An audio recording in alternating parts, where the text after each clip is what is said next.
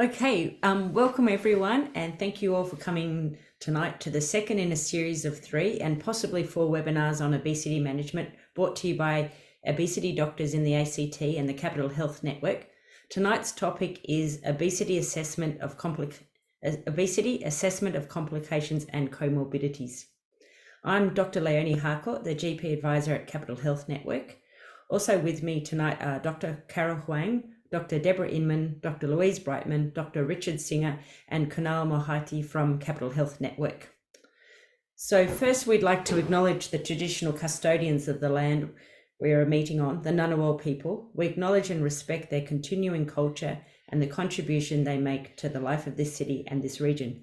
We also acknowledge and welcome other Aboriginal and Torres Strait Islander people who may be attending tonight's event. First things first is always housekeeping, so I apologise for that, not the more interesting part of the night. But all participants have been muted. Please type in any questions in the Q&A, not the chat section on the Zoom panel, and we'll have a quick Q&A session at the end when both Dr. Huang and Dr. Inman have finished their presentations. Copies of the slides will be sent out to all the participants after the event if you complete the evaluation survey. And also just a shout out. So the presenters tonight and on the previous webinars have all been very instrumental in creating content and reviewing content for the ACT and Southern New South Wales Obesity Management Health Pathways. So please kind of refer to the health pathways. They're very useful. And as you may all know, but just to reiterate, the login is together with a capital T, and the password is for health, capital F, small h, one word, for health. So last Friday, you will all have received the optional pre-reading and questions for tonight's webinars. So based on feedback from webinar 1, where the questions were kind of inserted into the talks and made it a bit confusing, we decided to put the results of the questions up at the end of the presentations, and the Dr. Huang and Dr. Inman will discuss them in the Q&A section. So this session's been approved for 2 hours of CPD points by the RACGP under educational activities. And apologies for if you're looking for your CPD points from the last webinar, we'll upload them tomorrow. So hopefully tomorrow or this week, they will appear on your dashboard. So to get the hours, you need to complete the evaluation survey and make sure that Capital Health Network have got your RACGP number. So that'd be great to do that. And we will get on to the webinar 1 hours. Apologies for it being a bit slow on that. Also, if you complete your pre-reading and answer the questions, you can self-record an extra 30 minutes of reviewing performance on your CPD dashboard. Okay, so on to the more exciting part of the night. So our 2 speakers are Dr. Carol Huang and Dr. Deborah Inman. Dr. Huang will speak first, and she's the Director of Respiratory and Sleep Medicine at Canberra Hospital. She's also an APRA certified as a specialist in respiratory and sleep medicine, as well as general internal medicine. So one of those rare beasts, a general physician. She's been in specialty practice since 2007 and is scope certified in medical obesity management by the World Obesity Society. Carol was appointed as lead physician at the Canberra Obesity Management Service for 6.5 years, and she now also works in private practice at RSCM in sleep medicine and obesity medicine. So over to you, Carol. Thanks. Thank you, Leonie, for the invitation and also for your kind introduction. So I'm just going to share the screen now, and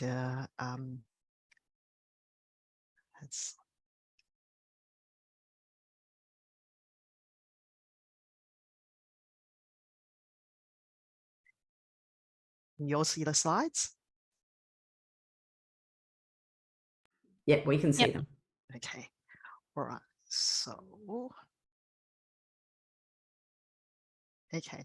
So today we are going to talk a little bit about assessment for obesity, and the learning objectives for tonight's talk is to identify the reasons why primary care physicians may want to treat obesity, and also to describe the impact of weight bias and stigma on the health outcomes of patients with obesity, and also to outline how to take an obesity-focused history to identify the root causes that contributed to the development of obesity and to allow you to formulate a plan to intervene.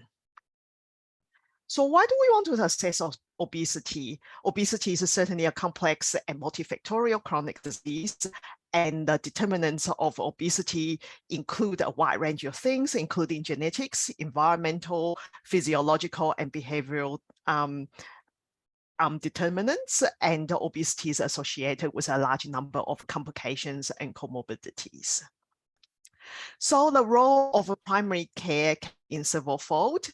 Regular and routine consideration of weight are essential steps which allows the identification of individuals whose weight might be affecting their health. It allows you to identify individuals who may benefit from weight management interventions, and also it may allow you to identify individuals who are actually gaining weight and require counseling and weight management to prevent further weight gain. And furthermore, identification and treatment of medical conditions that are actually driven by obesity can also be helpful. So why do we want to treat obesity? Weight loss can be associated with remission of some complications and can also reduce the rate of requiring further medical procedures and interventions. Weight loss may reduce the progression of some diseases, which are not always necessarily related to obesity. Weight loss can be required to render some patients eligible for some types of treatments or improvement of a safety profile for some procedures, such as joint replacement therapy, and sometimes for certain procedures such as heart or lung transplantation, it is important that obesity is being treated before such patients might be eligible. And we also know that severe obesity is associated with reduced longevity. So there are many reasons why a primary care physician may want to treat obesity. So this is a pretty old paper from Pato in 2010 now that actually showed that severe obesity is associated with reduced longevity. And the degree of longevity reduction with severe obesity, and that's defined as a body mass index of over 40, is in fact very similar to cigarette smoking. So you can see here on the graph on the right that with cigarette smoking, the reduction in longevity is approximately 10 years. And this is in fact not too different from those who have a severe obesity. And I think many of us would have no worries telling our patient that, look, you really need to stop smoking, and smoking is positively bad for health. But yet, I think I'm not so sure that we necessarily do the same with all our patients who have a severe obesity. But it is important to notice that even moderate obesity, defined as body mass index of 35 or over, is associated with a reduction in longevity by approximately 3 years. So even moderate obesity is associated with the survival changes, and that's important to remember.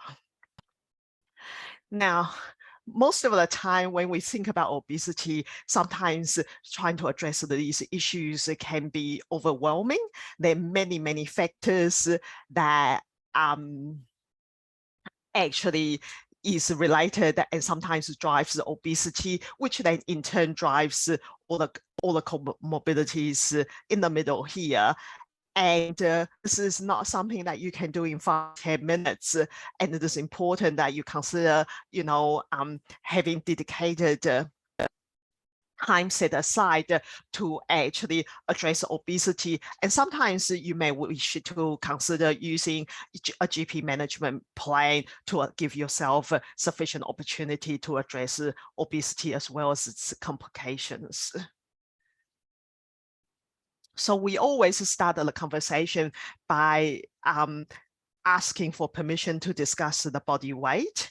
And if the permission has been given, then we have a think about, exploring readiness to change. And then we go on using the 5 A's of obesity management to assess, advise, and then to agree on a realistic plan or goal setting, and then arrange for other help or assistance to allow your patient to actually make those changes.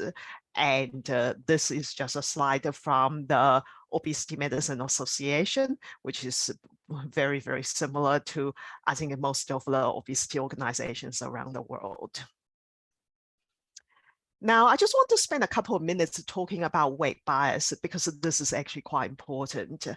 Weight bias is defined as negative stereotypes which are directed towards individuals affected by excess weight or obesity. And this actually often leads to prejudice and discrimination. Now, many patients are affected by obesity frequently feel stigmatized in a healthcare setting. And the doctors, nurses, and other health professionals self-report bias and prejudice against patients affected by obesity. And this can in turn actually affect health outcomes. And here on the right are some of the common descriptions that are often sort of being perceived by many individuals about people with obesity issues. So healthcare providers, when we are trying to help, also needs to be aware of our language, and some of the words that we use to describe weight may be hurtful and offensive to patients. And when we use language that is perceived negatively by patient, this can actually jeopardize the important discussions about health, and sometimes may even lead to avoidance of future health care, which is clearly not going to be helpful.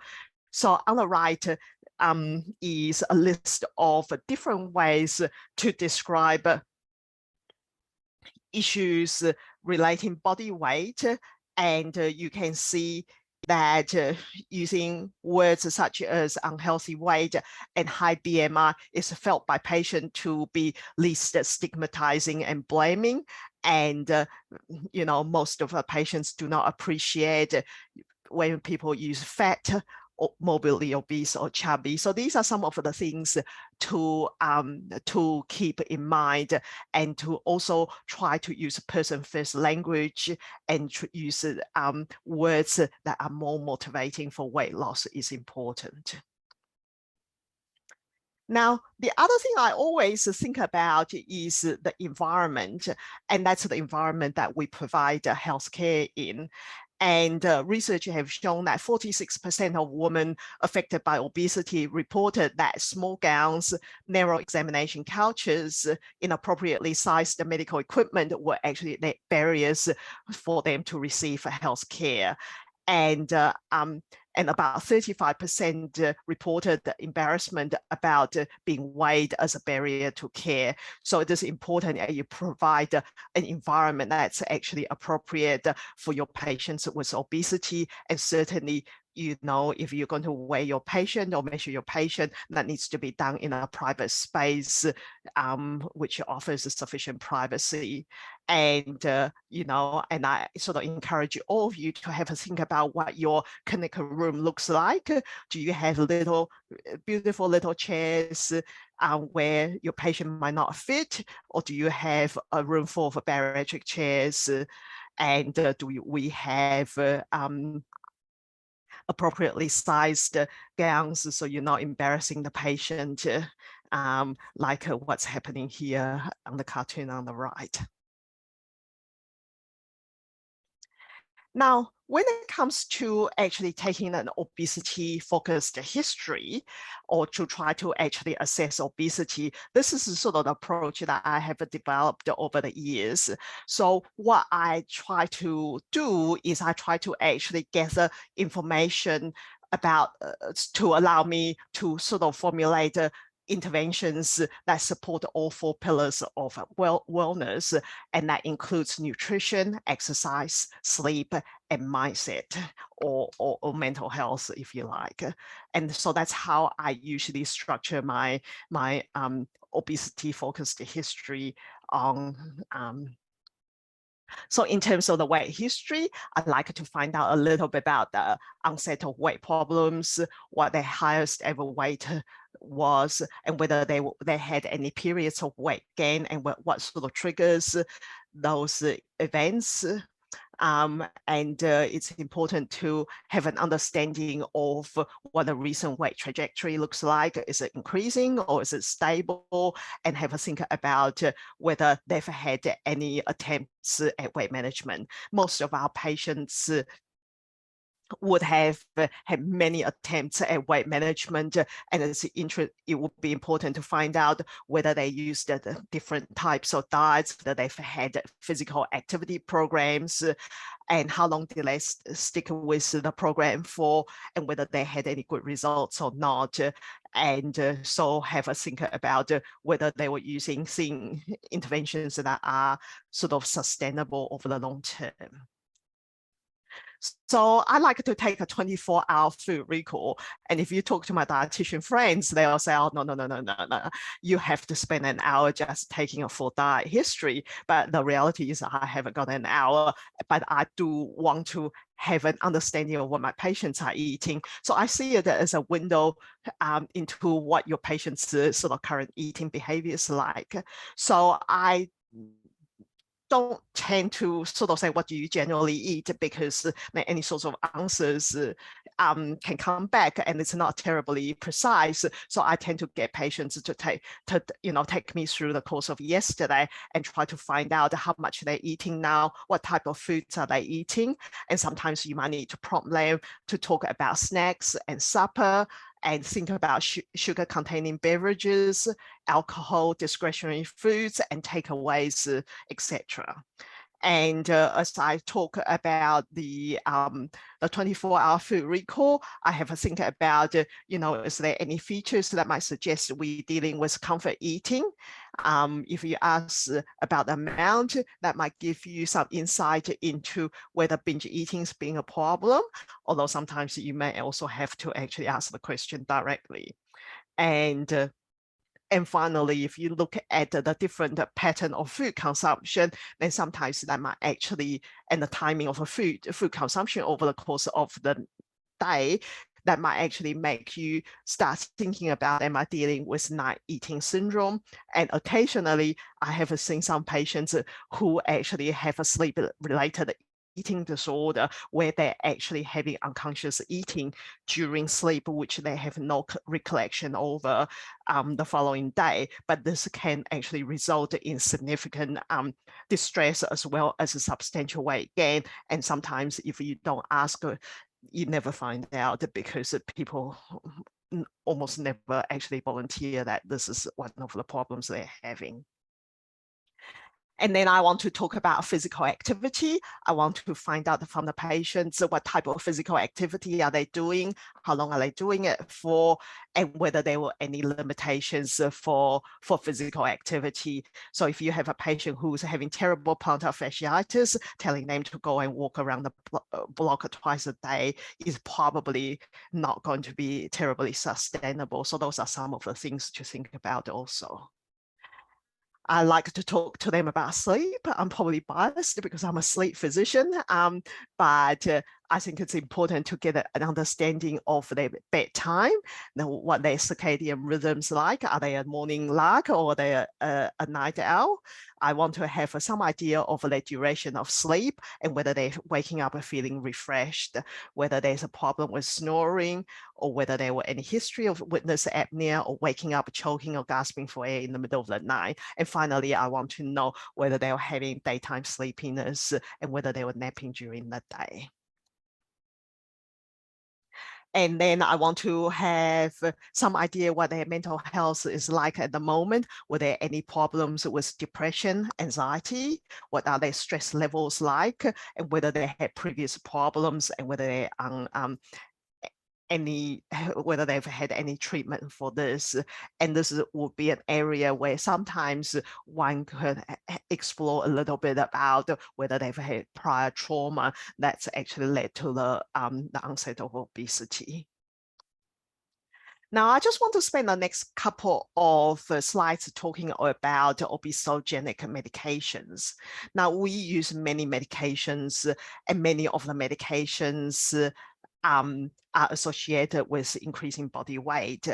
And when we are thinking about intervening with obesity, sometimes this can actually be low-hanging fruit. So can have a think about, can we stop or reduce these medications, or can we replace them with non-obesogenic alternatives? And sometimes this can be terribly rewarding. I had a patient who came to see me on Monday, and about 12 months ago, when she first came, we talked a little bit about thinking about reducing some of her medications, and she worked with her GP over the next 12 months.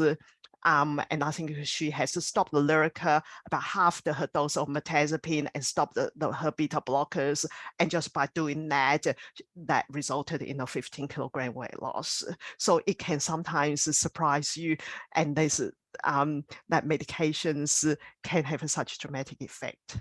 It is important that we remember that having obesogenic medications really does impair the outcome of obesity interventions. So on the left here is the result of the MOVE program. So the MOVE program is a behavioral weight management program.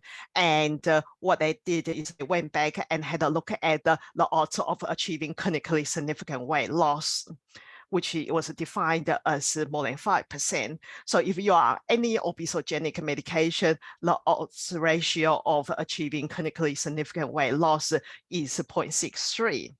And then if you are on 3 or more obesogenic medications, then the odds of actually achieving a 5% weight loss is 0.26. So that actually results in significant changes in the outcome. And similarly, on the right here is a paper published by Leggett back in 2019, where they looked at the number of obesogenic medications at the time of sleeve gastrectomy, and how that affects the amount of weight people have lost after sleeve gastrectomy.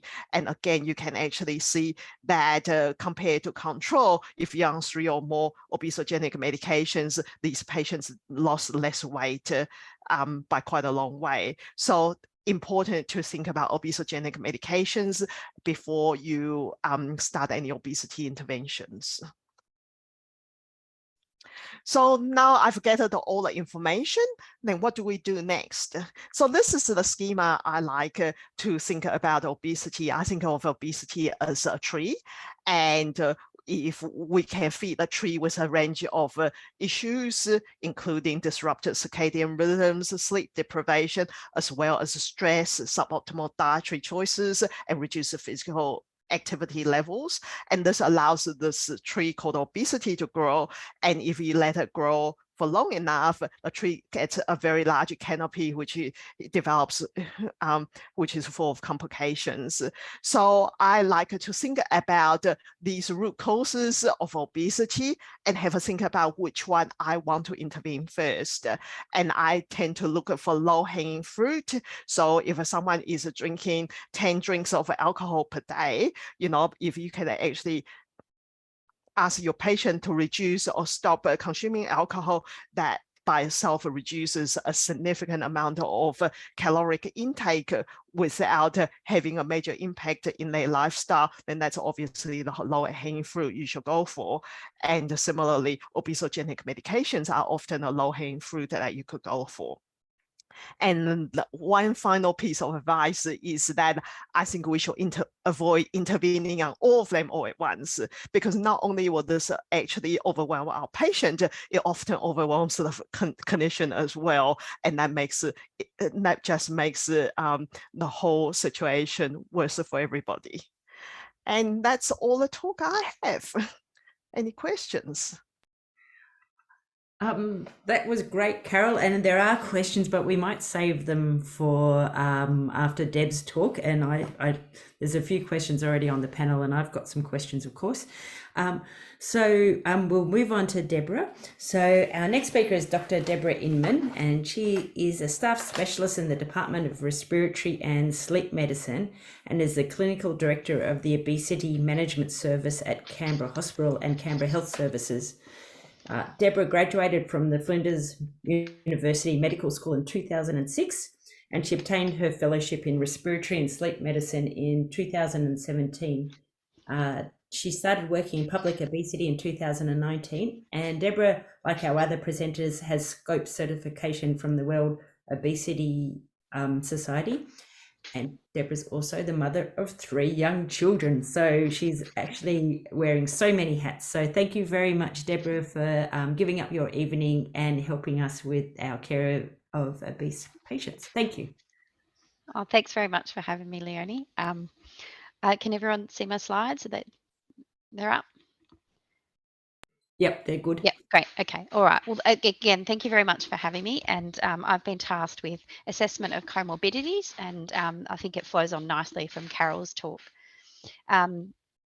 We've known from our clinical experience, but also from the previous talks, so last week, Richard's talk and Louise's talk, that the pathogenesis of obesity, so the causes and contributors to obesity, are complex and varied in the individual sitting in front of us.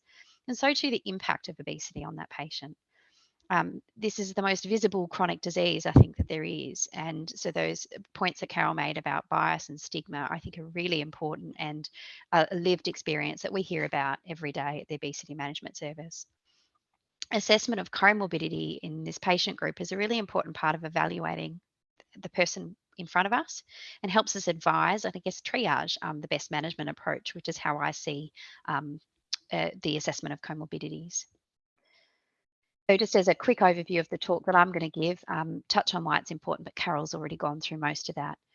What comorbidities are associated with obesity, and go through an approach largely based on the Australian obesity algorithm recently published, but also heavily based on the pre-reading. A couple of slides on some special topics. So sleep, also biased. You're getting a very biased talk about obesity tonight. And just a slide on the liver. And then touch on also some of those themes Carol talked about: obesity, comorbidity, influencing management, and pharmacotherapy in obesity. So as Carol's already eloquently explained, having this chronic disease really matters. It matters to mortality. If you're just looking at the pointy end, this is now old data, so published in 2009, but for each BMI of 5 kilogram per meter squared above 25, there is a reduced chance of you reaching older age. And that's across, ischemic heart disease, stroke, diabetes, chronic kidney disease, and cancer, so lots of different causes. And again, borrowed from my previous presenter, but addressing this is really overwhelming. So where do I even begin? There's more than 200 documented comorbidities of obesity. And I think you begin with your patient. So what has your patient come to you to see? And that also touches on, that beginning the conversation. It may well be a concern about elevated body weight, and I'm lucky at the Obesity Management Service in that often I can almost skip past the ask because that hard work has already been done. But if there is not a concern about elevated body weight, but it relates to the presenting complaint, I do think it is still really important to address the presenting complaint. And that's some feedback we get frequently from our patients of their lived experience of having this chronic disease, is that they don't feel like they've come and been seen with, their knee pain, for example, that it's always come back to their increased weight. And that may well be appropriate, and their weight is certainly a potential risk factor or a modifying factor, or potentially the causative reason for their presenting complaint. But I think addressing the presenting complaint is really important in establishing the rapport and the therapeutic relationship, allowing the patient to feel heard, and then progressing to the next step. And then if we do identify comorbidity as part of this process, then initiating the appropriate management. And I think the audience is far more well-versed on that than me. So a presenting complaint can allow us our ask. And I think, no one would expect you to be able to go through all of this, the history, the background, the examination in one consult, particularly if that's not been the reason the patient has presented. But if that door opens and if you're allowed in, Potentially, saying, shall we make a start today and we can plan for more time at the next visit, for example, and make a dedicated time to follow up. And that could be your assess and advise for that particular consult, considering long appointments and as Carol mentioned, a GP management plan, and depending on what you find, sort of the appropriate management plans from there, like a mental health care plan, for example. That assessment and advise, and that can be different for different consults, but the assess might be part of assessing readiness to change and advising about the need for follow-up and some brief education about obesity being a chronic disease, and it's not that it's something they've chosen to have, or that they just need to work a little bit harder and it will go away. When let's assuming that we've had that conversation, we're talking about obesity and examining its comorbidities. The aim is to identify and treat those complications that may not be so symptomatic or visible, and that influences a patient's risk. And then that also helps us guide our management strategy from there. So the Australian Obesity Algorithm groups the comorbidities into 3 categories: the medical, the psychological, and the physical. And other references, such as a pre-reading, talk about the 3 M's, or some talk about the 4 M's. So metabolic, mental, and mechanical. But it does help me to think about the comorbidities of obesity in these groups. Many of these other guidelines do include a 4th M, or monetary, or socioeconomic background, as I like to think about it. I think the context, and I think as primary care practitioners, you're probably more aware of this than we are, so we do have to sort of go in and ask. But what is life like for the patient in front of us? Do they have cooking skills? And that might make a big impact on their ability to prepare a healthy diet. And the health literacy and those sorts of things. One patient from the Obesity Management Service comes to mind. She's diagnosed celiac disease, but she can't read. And so things like adhering to that diet is very difficult because she can't read food labels. So thinking about strategies that might assist with that. Things that have come up at the Obesity Management Service, I've had a patient living in a car, or people who have been in insecure accommodation, so their reliable access to things like a fridge or even a kitchen have been issues. And then there's a whole spectrum of those issues, so whether or not they're able to access gym membership or physiotherapy and those sorts of things. So that's important in the context of assessing our patient. We're leaping straight into the lists of obesity-related comorbidities. I think no one can be expected to, and no one will be able to go through all of these things, particularly in one visit. The medical or metabolic are probably the comorbidities that I'm most familiar with and can think about most easily, particularly just because of my background. But they're the common ones, the cardiovascular risk factors: hypertension, dyslipidemia, insulin resistance, and type 2 diabetes, and that cardiovascular disease spectrum. But also venous thromboembolic disease, pulmonary embolism. And you probably don't think of it as frequently, but asthma. So increased weight is certainly associated with an increased airway hyperresponsiveness and diagnosis of asthma. And weight loss can improve that significantly. The spectrum of sleep disorder breathing, my special topic and Carol's. The spectrum of liver disease related to increased weight, reflux, renal disease, inflammatory arthropathy, including gout. We all remember our lectures from medical school about the risk factors for gallstones. Infertility and hypogonadism, and a whole spectrum of cancers. Now, some of these comorbidities you can think about in the 3rd category, so the physical or mechanical, so things like sleep disorder breathing and reflux, for example. Just my brain works better thinking about them in this cluster, because particularly sleep disorder breathing I think about when I think about cardiovascular risk factors. The psychological and mental comorbidities have been covered by my colleague, Dr. Brightman, in the last talk, so I won't go into these in any detail, apart from just reminding us of those 4 big groups that she talked about. And this is a really important area of comorbidity for our patients. And then the last sort of category along those physical and mechanical side effects or comorbidities of obesity. And often, in my experience, these are the presenting complaints. And for example, joint pain and need for a knee replacement. I think, we're getting steadily increasing numbers of patients being referred to us directly from the orthopedic surgery waiting list. But incontinence, lymphedema, back pain, the joint pain, idiopathic intracranial hypertension, and skin problems like intertrigo and folliculitis. And as I said previously, you might categorize sleep apnea and reflux here, for example. I just remember it easier in the previous list. And again, this is something that, like for any chronic disease, you have interval reassessment for and review, and I don't think you can go through all of these in a single visit. Just for some local data, so our registrars frequently write up or assess our cohort of patients at the Canberra Obesity Management Service, the COMS, and noting this is a BMI more than 40 cohort, but the 10 most common comorbidities sort of in the most recent publication and their prevalences were described in this graph. And the psychiatric comorbidity, the presence of a mood disorder, depression, or an anxiety disorder was the most common comorbidity. So almost 2/3 of patients had that comorbid disease. Really important. Obstructive sleep apnea, hypertension, osteoarthritis, dyslipidemia, asthma, more common than type 2 diabetes, which you probably wouldn't think of immediately, and reflux, NASH, and polycystic ovarian syndrome. And this is all retrospective data, so some of these things, particularly the liver disease, weren't actively sort of screened for apart from our baseline investigations. But really important, those psychiatric comorbidities. So if we're moving beyond sort of Carol's background in terms of the history, those root causes and drivers of obesity, the physical examination for obesity, of course we start with a BMI. So it's quite easily done and accessible, but it does have its imperfect, or it isn't perfect.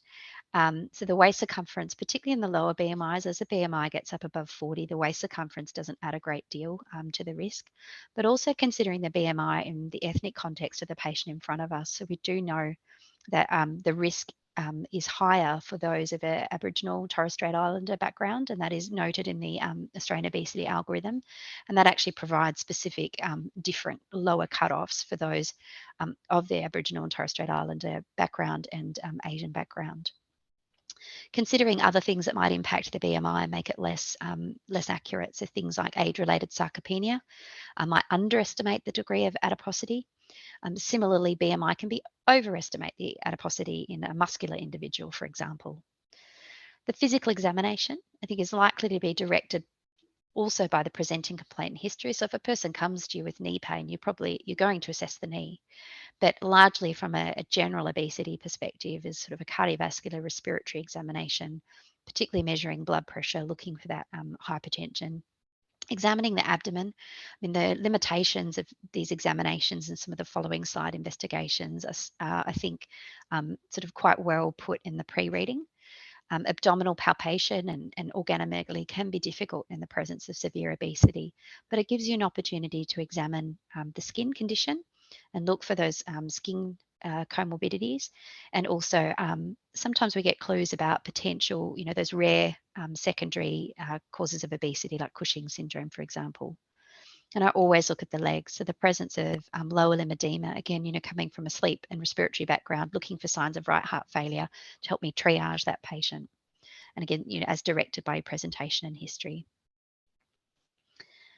Baseline investigations, looking for those comorbidities that aren't so visible, recommended by most of the guidelines and on health pathways. But the Australian obesity algorithm lists sort of the first 4 there. Other guidelines have very similar lists, and I've added in urine albumin and creatinine ratio based on Richard's talk. The assessment of micronutrient deficiency, so vitamin D, B12 and folate and iron aren't actually included in the Australian obesity algorithm, but are in most others, and we do this regularly at the Obesity Management Service. And I also find this really helpful because there are so many symptoms that can be confounded by iron deficiency in particular.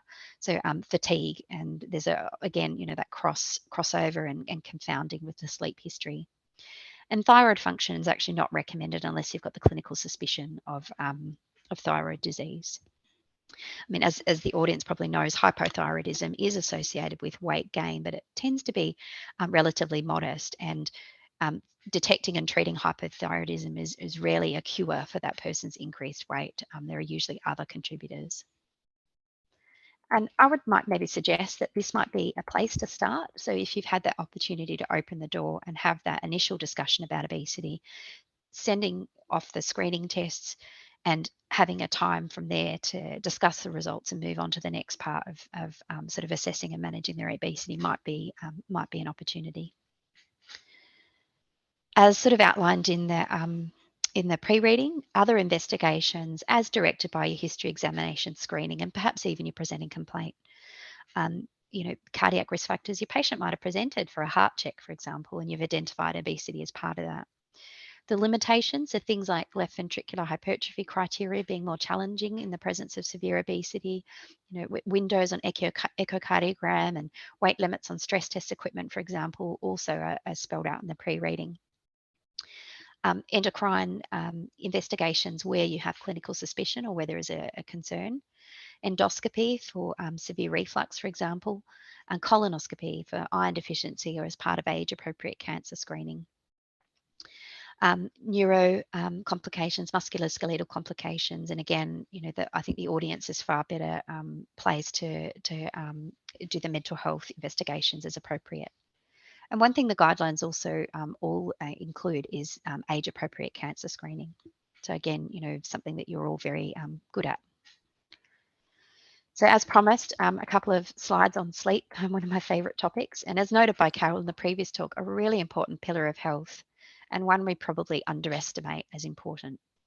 There's even studies saying that if you sacrifice sleep in order to exercise more, that you're actually doing yourself a disservice and that you don't get as much benefit from the exercise.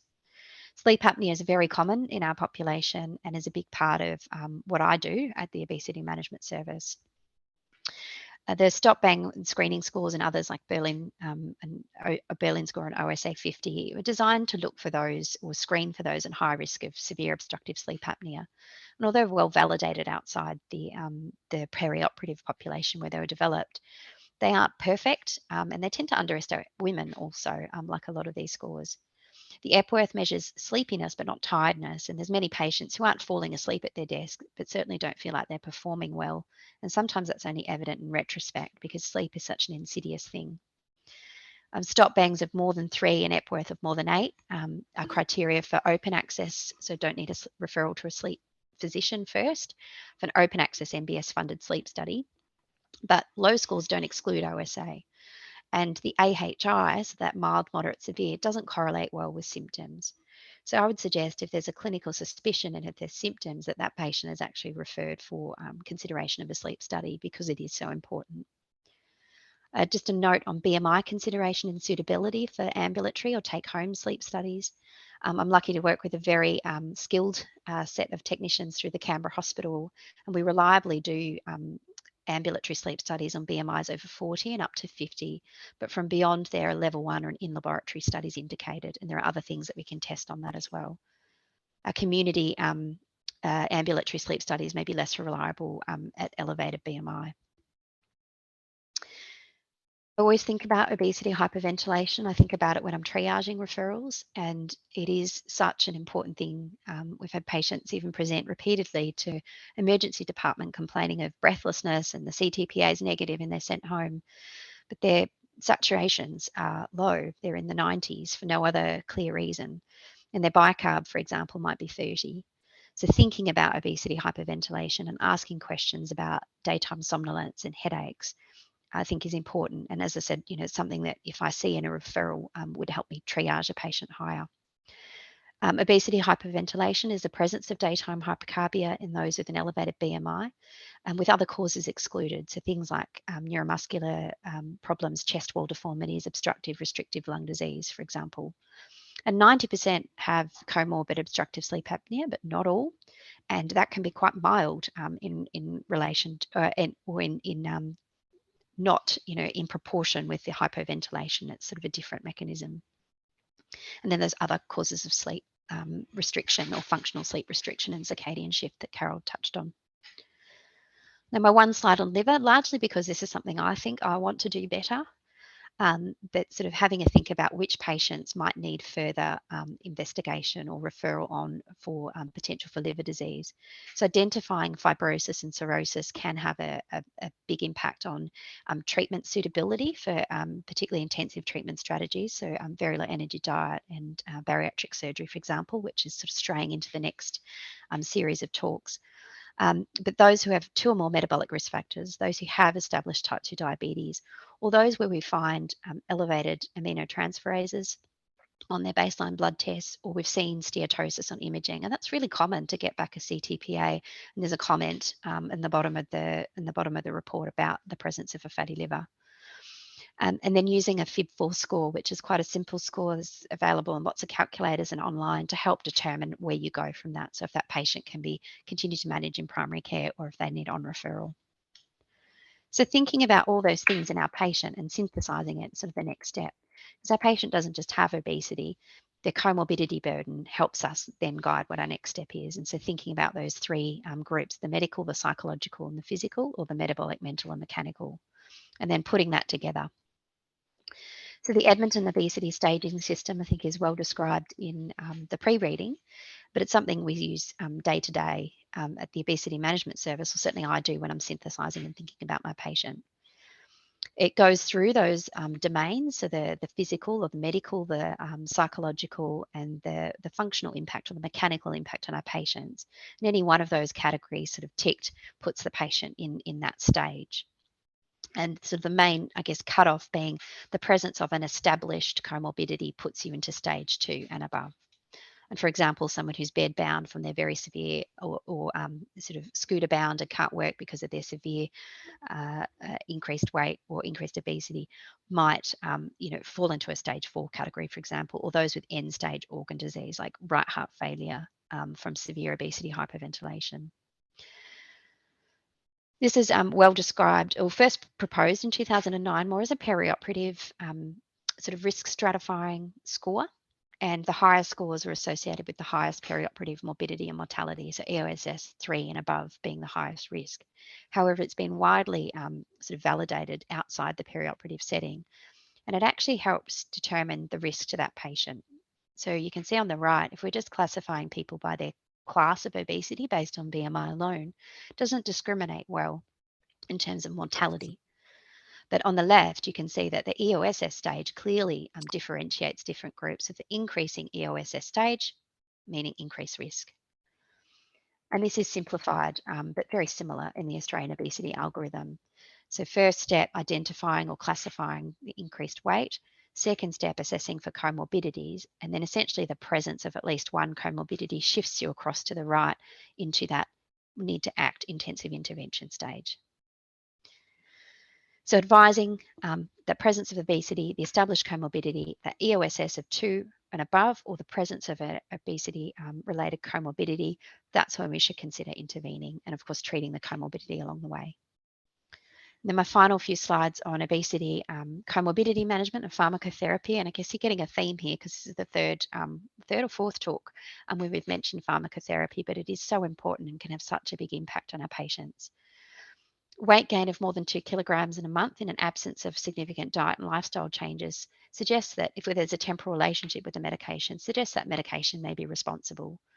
And weight response to medications varies widely, just like this chronic disease, varies widely in patients. But counselling and lifestyle modification and shared decision making can actually mitigate some of those impacts of weight gain from a medication. And it really has changed my practice, particularly in restless legs. I've got a slide on that later. But when I mention that risk of increased weight to patients, it's very clear, it can help us establish priorities for their management. And as Carol also mentioned, the presence of obesogenic medications, at least 3 or more, has major impact on their outcomes from intensive strategies, so both in lifestyle but also surgical cohorts. And just to give that example, in my practice in sleep, for example, restless legs is quite common, and sort of fixing iron deficiency and other causes of functional sleep restriction are very important. But if you're thinking about pharmacotherapy, the alpha-2 delta calcium channel ligands, so gabapentin, pregabalin, are actually considered first line. However, because they're weight gain promoting, when I talk to my patients about that, I'll often go to the second line, so pramipexole, for example, based on that particular risk factor. Antidepressants is something I think we've mentioned throughout the talks as well, and off-label use for sleep is frequent. Those tricyclics in particular are very weight gain promoting, and of the SSRIs, paroxetine is probably the most weight gain promoting. And sedating antihistamines that are frequently used over the counter for sleep, if they're regularly used, can also be associated with weight gain. So summarising all of that talk. So addressing the presenting complaint, I think, is important. That might allow us the ask, but is also important as part of that, journey with the patient in the long term. The BMI, but not just the BMI, so the comorbidity assessment and synthesizing that into a, are they EOSS stage 2 and above, which then allows us to advise, assist and arrange, which we'll go into in the next talks. Any questions? I can stop sharing my screen. Okay, thank you so much for that. Yes, we're moving on to the question part. And I will just, before we do the questions for the night, we'll just have a look at the pre-reading questions and move through them. So we'll do Carol's questions first. I'll share my screen.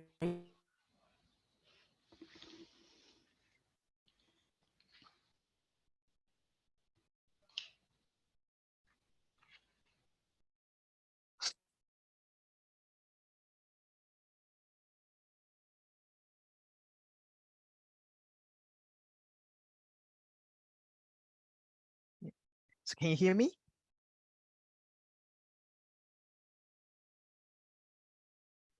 Leonie, you're on mute. Yeah, oh, sorry. There we go. That's better. So Carol, can you see the screen? I'm just sharing it now. Yes, I can see the Okay. screen. So these are some of my questions. And the first question is regarding screening for obesity, which one of the following is incorrect? And so I think, as we've said in most of our presentations, it is important that we ask permission before we start measuring the patient. And the current guidelines suggest that we should measure both body mass index as well as waist circumference. And if you have had a look at the guidelines, they recommend that the weight should be measured with shoes off. So, that's the answer that's incorrect. And I think 92.86% of you got it right. So well done. Body mass index is usually calculated using height and weight. So that's correct.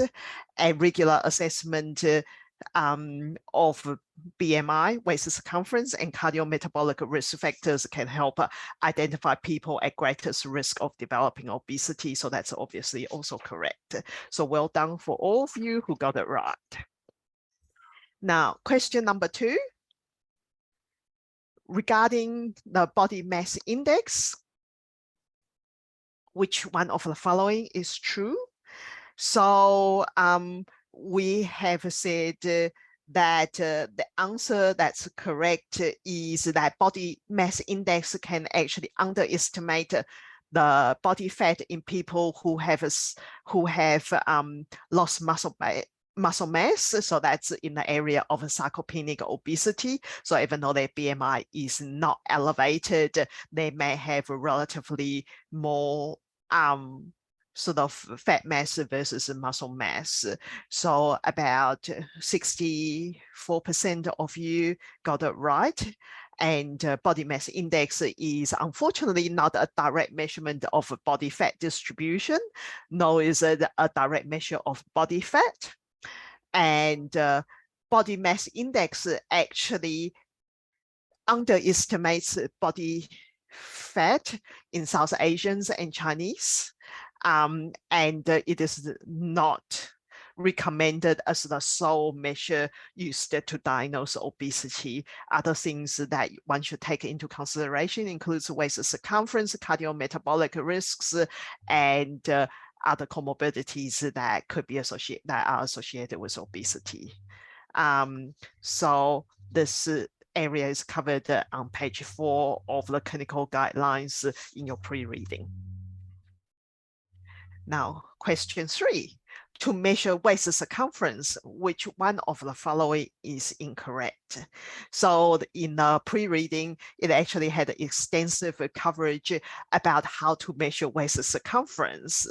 And the answer that's incorrect out of this list is that waist circumference should be measured at the level of the umbilicus. And about half of you got it correct. So measuring the waist circumference at the level of umbilicus can lead to significant variation from person to person, because particularly for those who have for those who actually have a very low abdominal apron, sometimes you might find that the umbilicus is not located at the level of the abdomen at all, and that can sometimes be a real problem.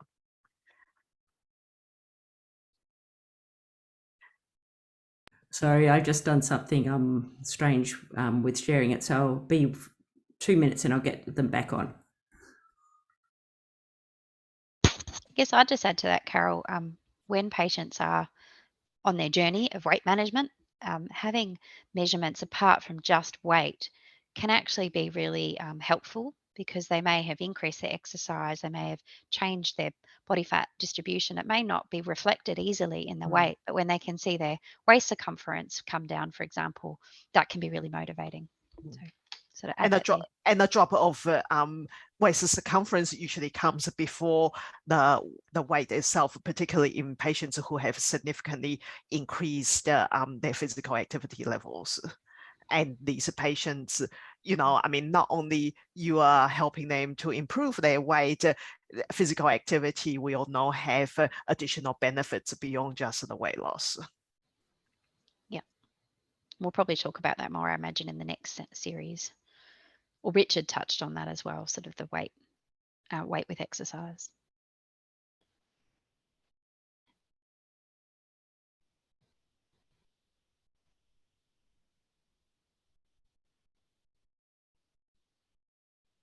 Okay.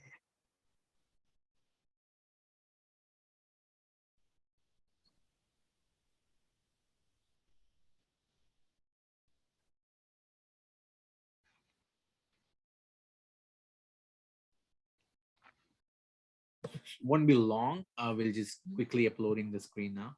Thank you.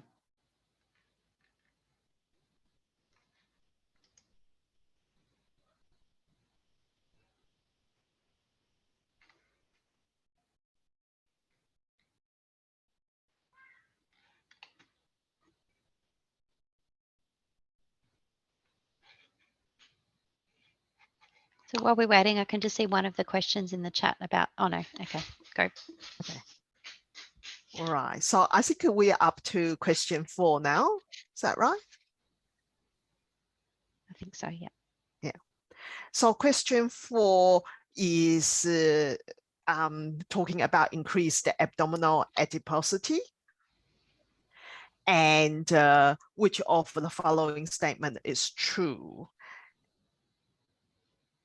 And I think, you know, we have identified that waist circumference isn't really a direct measurement of a visceral fat.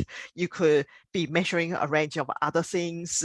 You could, even patients with ascites, you could be measuring the size of their cytic fluid. You could be measuring the size of their fetus if they're pregnant. And the waist circumference cutoff is different depending on your ethnic background as well. And the waist circumference is actually quite difficult and quite tricky to measure, particularly in those with severe obesity, and definitely requires training and standardization. So the only statement that's actually true in this list is that measurement of waist circumference requires body exposure, and it is more intrusive than measuring BMI because it requires people to remove their clothes. Question 5. I think just about all of you got this answer correct, that clinical assessment for obesity should include all of these things. So thinking about possible causes for weight gain, what are the barriers for weight management, medication use, as well as the complications associated with obesity. So well done, everybody. And now we come to the last 2 questions of mine, which are somewhat contentious. So question 6 talks about sleep problems in patients with significant obesity, and to have a think about how sleep may actually affect obesity. So any form of a sleep deprivation is associated with obesity and weight gain. So that could be sleep fragmentation due to sleep disorder breathing, could be sleep fragmentation due to restless legs. It could be short sleep duration because of social reasons, or it could be short sleep duration because of sleep disorders or other medical problems. Now, so all of these statements are definitely sleep fragmentation can contribute to weight gain is correct. Patients who have unevenness chronotype, so those who have delayed sleep phase syndrome are more prone to weight gain and obesity, and that's true. Short sleep duration is associated with weight gain and obesity, and that's been shown in large adult population samples. So the statement that's incorrect is that we should reach out for mirtazapine when trying to treat patients with insomnia, because in patients who already have significant obesity, I think this puts them at a greater risk of weight gain. And then statement number 3, all patients should have a sleep study because of the prevalence of sleep apnea is very high in this group, is somewhat contentious, I think, because our data from the local obesity service have shown that nearly 50% of our patients have a sleep apnea, but probably I think we should start with talking to them about sleep symptoms rather than just have a blanket rule that everyone should have a sleep study, just because sleep apnea is quite common, and sometimes doing a screening questionnaire like a stop band could be useful. Now, last and final question is regarding obesity, which of the following is true? So some of these are actually covered in the lecture today. So severe obesity is actually associated with a reduced longevity by approximately 10 years. And the degree of reduction in longevity is similar to cigarette smoking. Now, moderate obesity with a BMI of 35 to 40 is also associated with a reduction in longevity by approximately 3 years. Weight bias is common amongst the healthcare professionals, and research have shown that this actually adversely affects the health outcomes. So, bias and stigma is important, and we have to be careful with the language that we use when we're talking to our patients who have obesity. And finally, Edmonton Obesity Staging System is a better predictor of all-cause mortality when compared with body mass index, always circumference alone. And Deborah has quite eloquently showed you the data supporting this statement. So statement number 2 and statement number 5 are correct. Thank you very much, Carol. So now on to Deborah's questions. Yeah, I thought Carol's questions were really hard. I don't know about anyone else. Yes. So I feel like mine are much more pitched at me. But which of the following comorbidities are commonly associated with the chronic disease of obesity? And then the answer was easy, all of the above, and the pre-reading also goes through all of those. And the nutritional deficiency as well, which the Australian obesity algorithm actually doesn't touch on, I thought was an important point. Which of the following baseline investigations does not need to be routinely performed in the initial evaluation of class 3 obesity in a 51-year-old female? So I think the HbA1c, liver function tests and lipids are part of that baseline recommended investigation. And I would include mammography there as age-appropriate cancer screening. So I would actually choose morning cortisol as the correct response to that question, unless you've got the clinical suspicion of there being that secondary cause for obesity or Cushing's syndrome.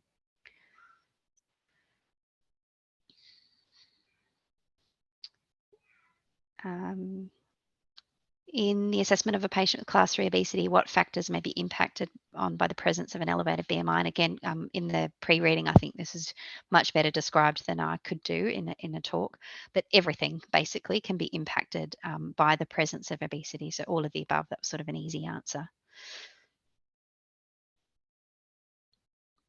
And also sort of harks back to some of Carol's discussions about having the right size cuff and the examination couch and things like that.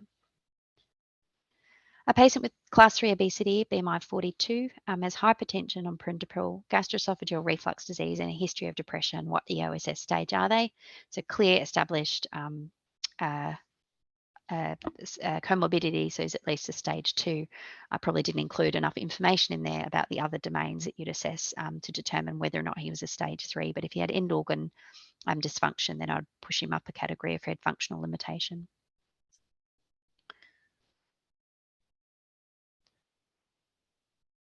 And then a patient with class 3 obesity presents with poor sleep, characterized by sleep maintenance insomnia. And I guess that's a point back to Carol's question as well. So not all insomnia is the same. There are lots of different types of insomnia, sleep initiation, sleep maintenance. But particularly that's something that a sleep maintenance insomnia can be a clue to the presence of something functional or something impacting or waking them from sleep, like sleep apnea. So I think the majority of participants chose perform a stock bang and refer for sleep study if greater than or equal to 4, which some of the guidelines actually do suggest. But I think based on the presence of symptoms, I would choose the last option. So refer this patient for a sleep study, but I do acknowledge my bias. I think thyroid function, while it might be indicated for other reasons, I don't think specifically from the basis of the sleep history. Mirtazapine, again, I wouldn't reach for that first on the basis of wanting to exclude other causes of the sleep interruption first and treat those. And similarly, melatonin, I think, is unlikely to cause harm, but I don't think it's necessarily going to be helpful, as I think this patient has a very high likelihood of sleep apnea based on symptoms.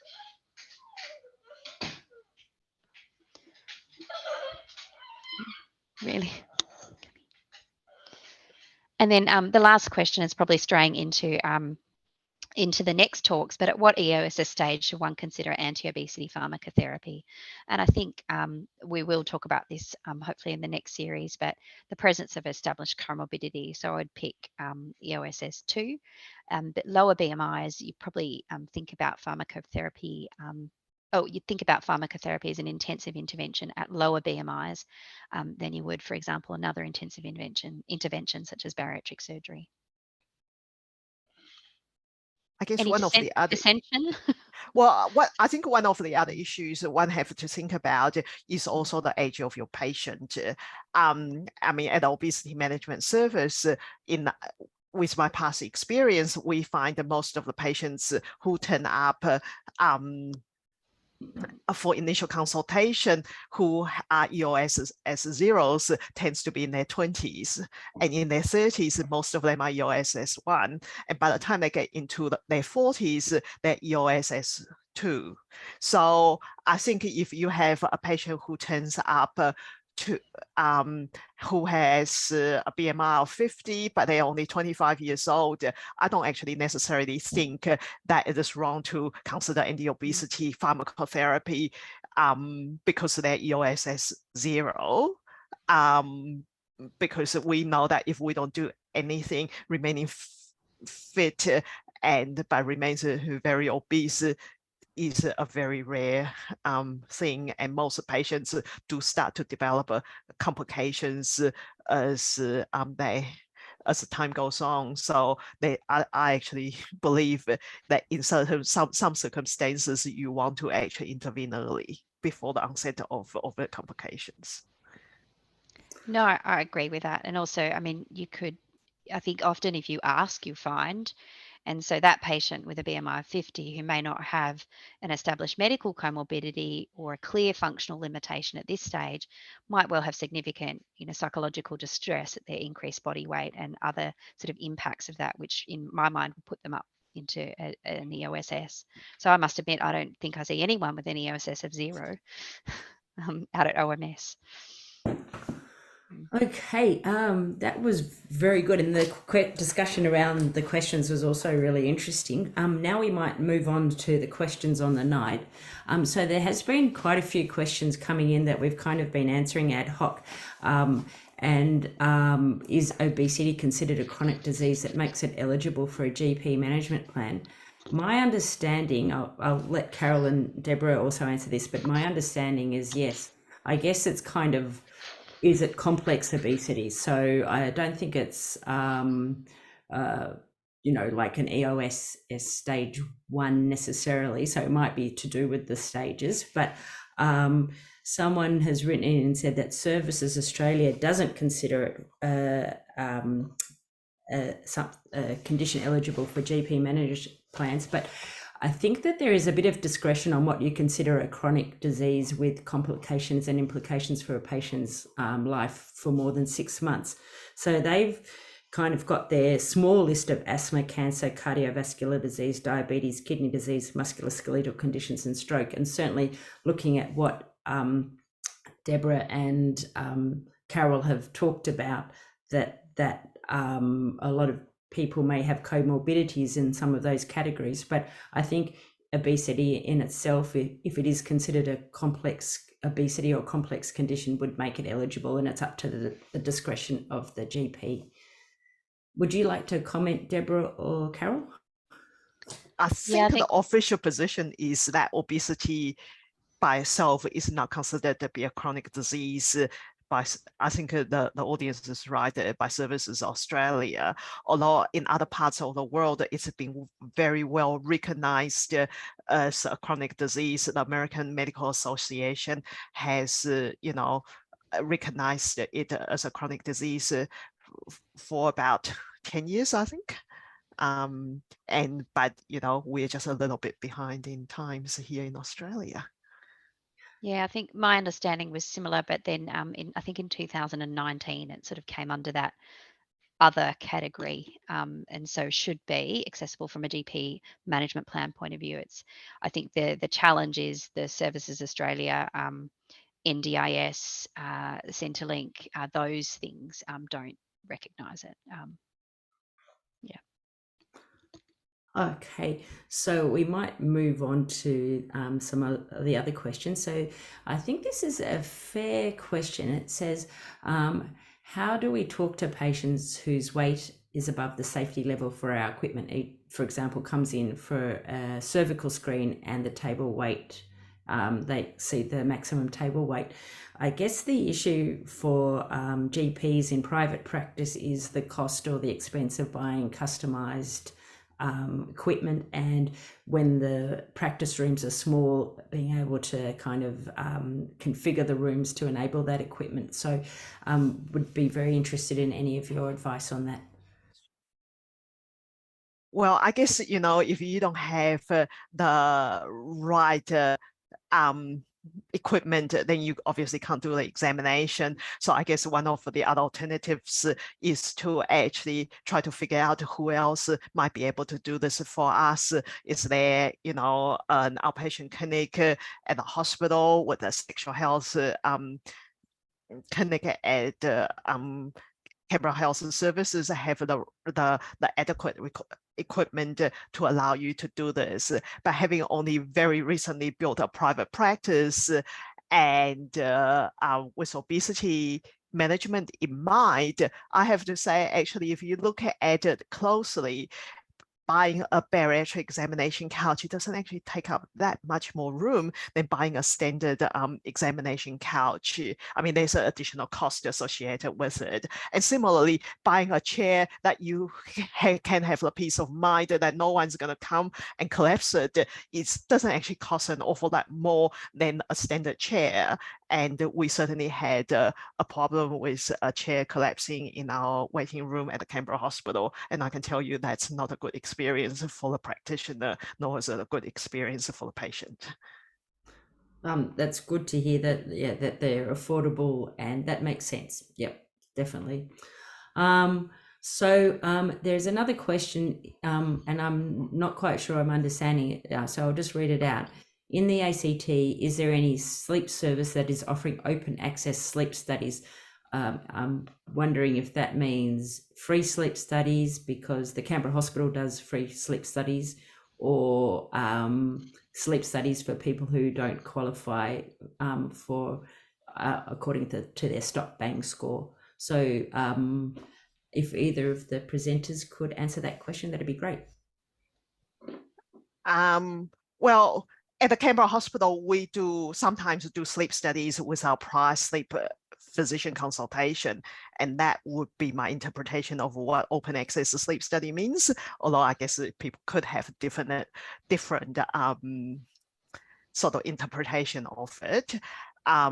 There are some private physicians around town who will actually offer sleep studies without prior consultation for certain patients who fulfill the MBS criteria, but it is not financially viable for private in the private sector to offer a gap-free sleep study, because unfortunately sleep study is labor intensive, and to have good stuff and scoring it manually 30 seconds at a time, it takes about 2 hours to score a sleep study, and you just simply cannot do quality work with the Medicare rebate that's been provided.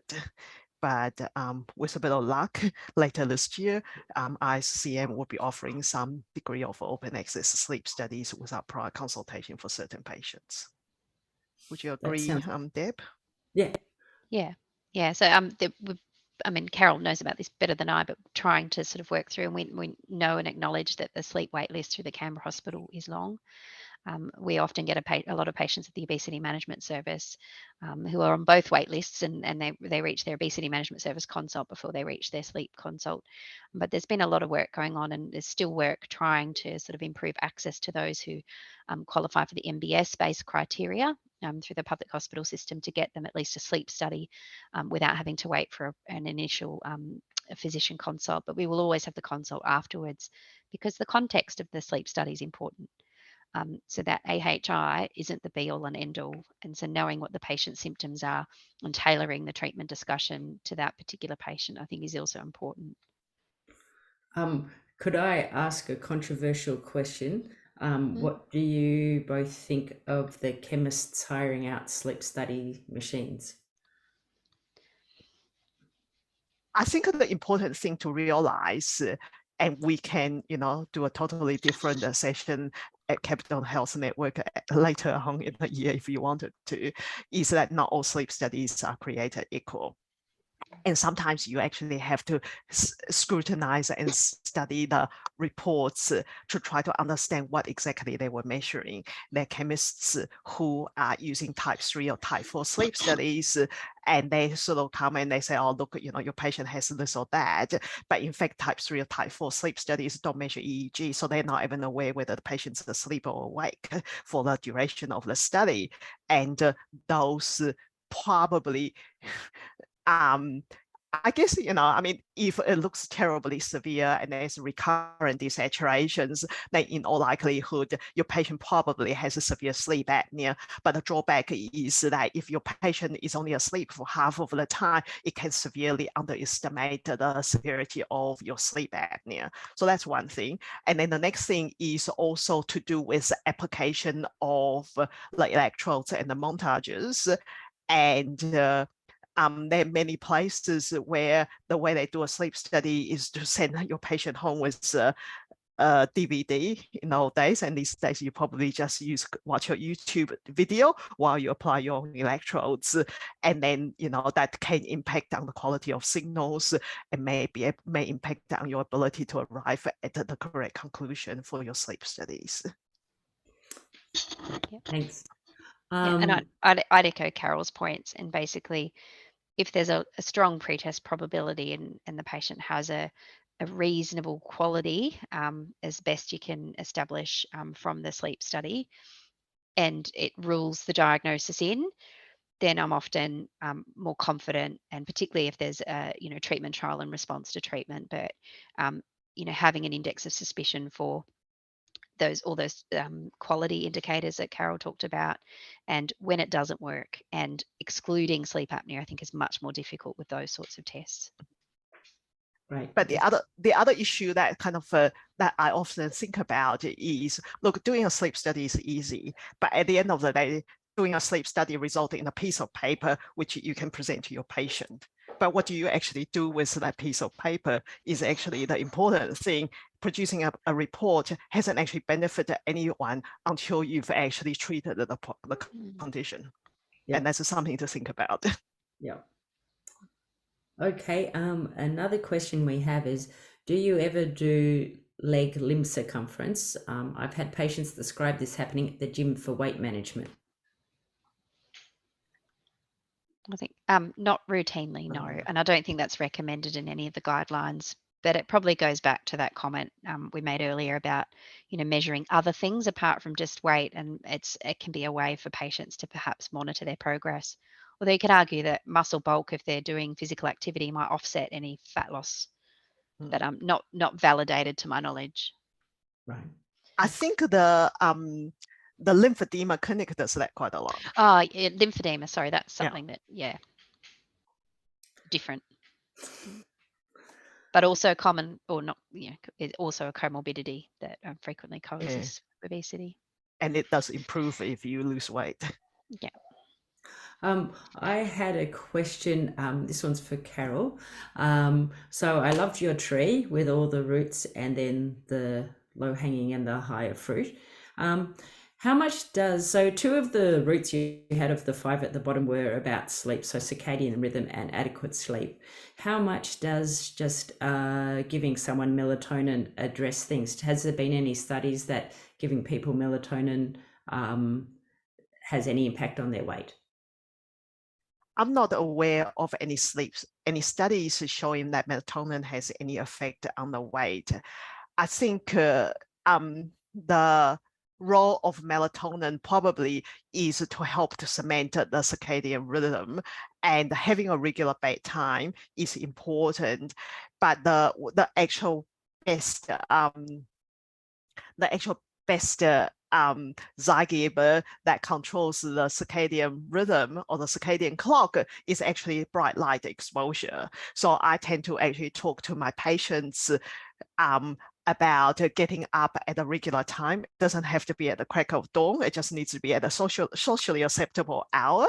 But try to do it at the same time every day, and then they go out into the sun and sit out there and have their breakfast and have their coffee without sunglasses for that first half an hour of the day. And I think just by doing that, a lot of patients do find that it regulates their sleep. They sleep better at night, and they are able to advance their circadian rhythm. So I would use bright light ahead of melatonin, and I find that has a greater effect. I don't know what your experience has been like, Deb.